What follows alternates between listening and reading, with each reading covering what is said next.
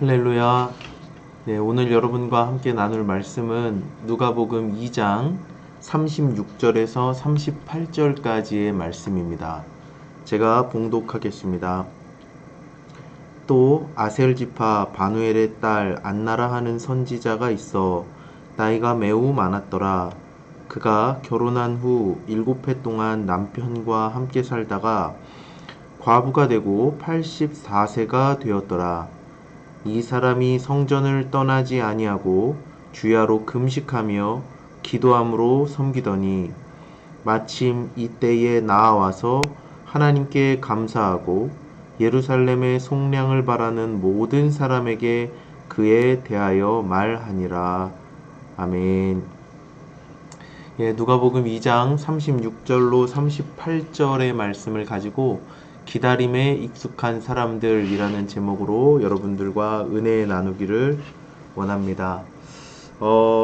요즘 우리나라는 뭐든지 빨리빨리 하는 나라이죠.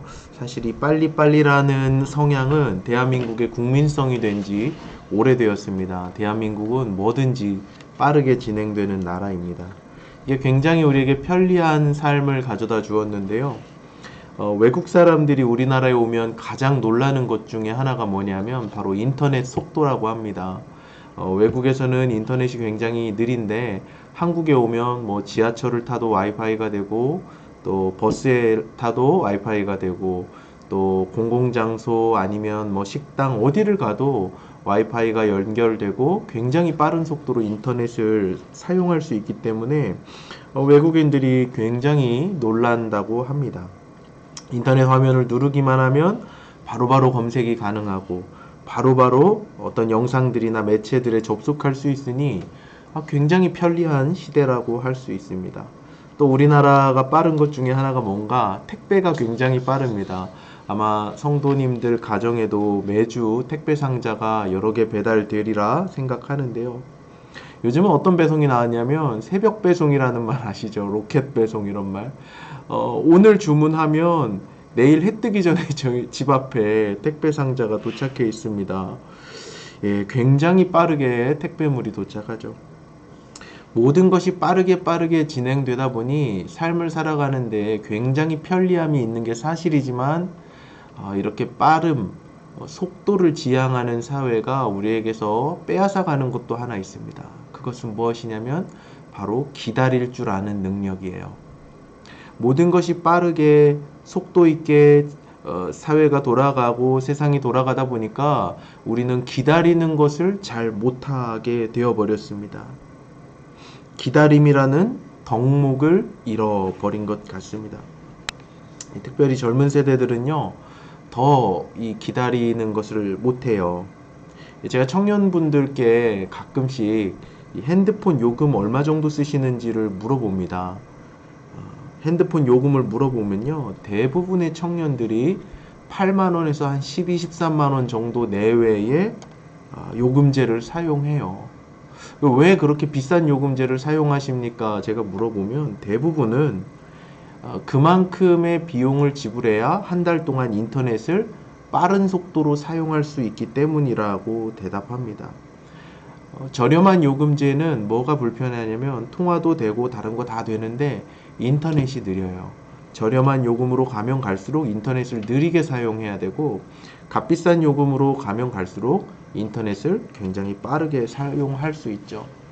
이 청년 세대들은 핸드폰, 스마트 기기에 거의 모든 삶이 연결되어 있다 보니까 이 핸드폰 속도가 느려지는 것 곧 자기 삶이 느려지는 것과 같은 거예요. 그래서 아직 직장도 갖지 않고 아르바이트에서 몇십만 원 용돈벌이 하는 그런 청년들도 핸드폰 요금으로는 10만 원을 아깝지 않게 지불합니다. 우리는 분명히 기다림과는 거리가 멀어진 시대에 살아가고 있는 것 같아요. 그러나 이 성경에는 기다림을 신앙의 덕목으로 이야기하는 굉장히 많은 장면들이 나옵니다. 신앙인들이란 어떤 사람들인가? 그리스도인들이란 어떤 사람들인가? 저는 본질적으로 신앙인이란 기다리는 사람들이라고 생각합니다. 우리는 무엇을 기다립니까?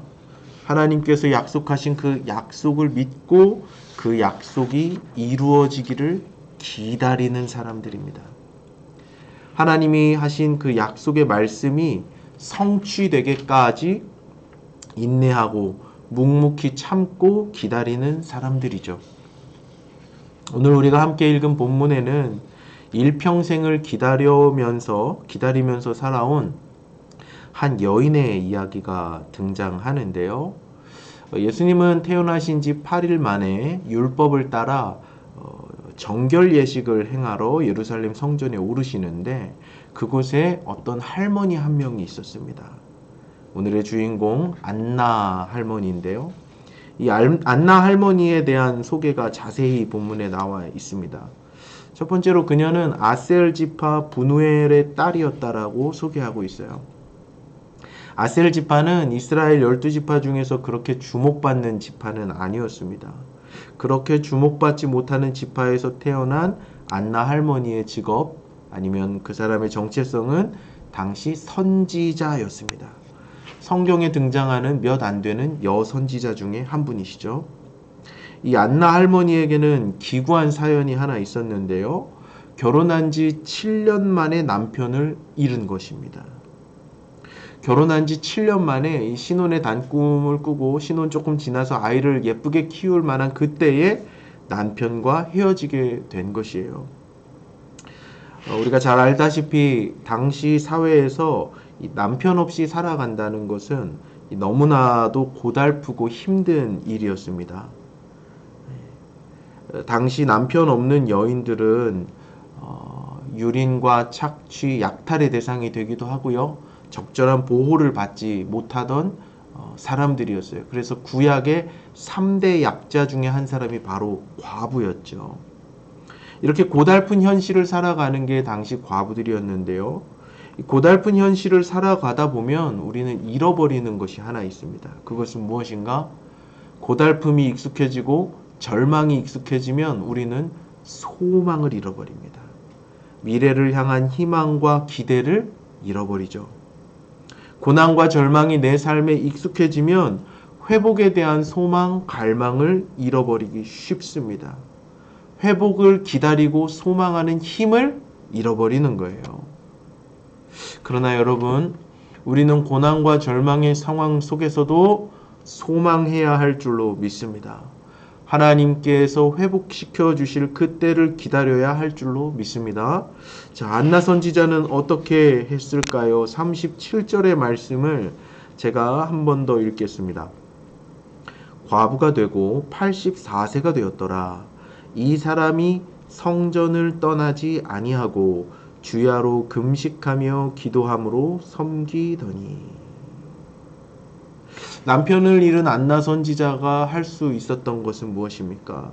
예루살렘 성전을 떠나지 않고 주야로 금식하며 기도하는 일이었어요. 여러분, 당시 여성이 결혼하는 나이는 10대 초반이었다고 합니다. 12살에서 한 16살 그 사이에 결혼을 했다고 해요. 그러니까 만약 안나가 10대 초반에 결혼을 하고 7년 만에 남편과 이별해야 했다면 84세가 된 안나는 지금 60년 이상의 세월을 혼자 보내게 된 것이죠. 과부로서 그 당시의 삶을 고달프게 살아가면서 안나가 할 수 있었던 것은 무엇인가? 성전 가운데 머물며 금식하고 기도하는 것이었어요. 금식하고 기도하며 무엇을 기도하고 무엇을 소망했겠습니까? 회복을 소망하는 것이죠. 이 땅에 오시는 예수님, 이 땅에 오시는 메시아를 기다리고 소망하는 것이었습니다. 이 땅에서의 슬픔을 천국의 소망으로 바꾸어 보기를 원했던 거죠. 사랑하는 여러분, 이 땅에서의 소망이 다 사라지고 더 이상 바랄 것이 없을 때 우리는 천국을 바라보게 됩니다. 사방에 우겨쌈을 당해도 우리는 하늘을 바라보면서 소망합니다. 이 땅에서에는 참된 만족이 없음을 깨닫고 하늘을 바라보면서 마침내 완성하실 하나님 나라를 사모하게 되는 것이죠. 코로나가 2년이 다 되어가고 2022년 회복을 소망했지만 사회 곳곳에서 회복을 부르짖었지만 여전히 회복과는 거리가 먼 현실입니다. 이 길고 긴 코로나와의 싸움 끝날 기미가 보이지 않죠. 회복을 간절히 소망하고 기도도 하고 했지만 더디 이루어지는 것 같아 마음이 많이 무너집니다.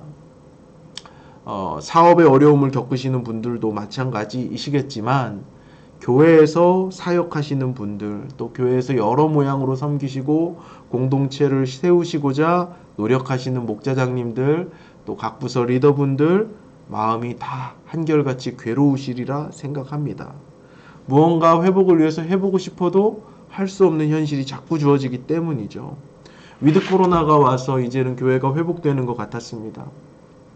사역을 다시 확장해야 될 것 같았고, 우리 목장 식구들을 더 불러들여야 될 것 같았고, 교육부서가 다시 한번 진취적으로 나아가야 할 줄 알았습니다. 그러나 모든 것이 수포로 돌아가는 것 같아요. 괴로운 시간입니다. 너무너무 괴로운 시간입니다. 그러나 우리는 이 시간 또한 소망으로 인내하며 견뎌야 할 줄로 믿습니다. 70년 가까운 세월을 예루살렘 떠나지 않고 기도와 금식으로 메시아를 기다린 안나 선지자처럼 우리의 고된 인생 가운데 임할 천국의 소망을 바라보면서 견디는 저와 여러분이 될 수 있기를 바랍니다. 그리스도인들은 누구인가? 기다림이 익숙한 사람들입니다. 기다리는 것을 잘하는 사람들이에요. 아브라함은 약속이 이루어지기까지 25년을 믿고 기다려야 했습니다. 다윗은 약속이 이루어지기까지 광야에서 도망자 생활을 해야 했습니다. 바벨론 포로기 시절 이스라엘은 70년을 기다려야 했습니다. 오늘 본문의 안나 선지자도 70년 가까운 세월을 기다렸습니다. 그리고 예수님 승천하신 이후 예수 그리스도를 주라 고백하는 교회는 2000년이 지나도록 다시 오실 예수님을 여전히 믿고 소망하며 기다리고 있습니다. 사랑하는 여러분, 만약 이것이 우리의 믿음이라면, 다시 오실 메시아를 믿고 기다리는 것이 우리의 믿음이라면, 우리의 삶 속에서 응답을 기다리는 기도의 제목들이 어찌 더디 이루어진다고 낙심할 수 있겠습니까? 어찌 더디 이루어진다고 불평할 수 있겠습니까? 주께는 하루가 1000년 같고 1000년이 하루 같다는 말씀을 붙잡습니다.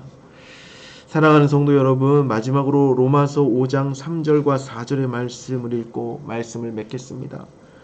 다만 이뿐 아니라 우리가 환난 중에도 즐거워하나니 환난은 인내를, 인내는 연단을, 연단은 소망을 이루는 줄 알미로다. 고난 가운데에서도 고통 가운데에서도 소망으로 매일매일을 살아가는 저와 여러분, 우리 숭실교회 모든 가족들 될 수 있기를 주님의 이름으로 축복합니다.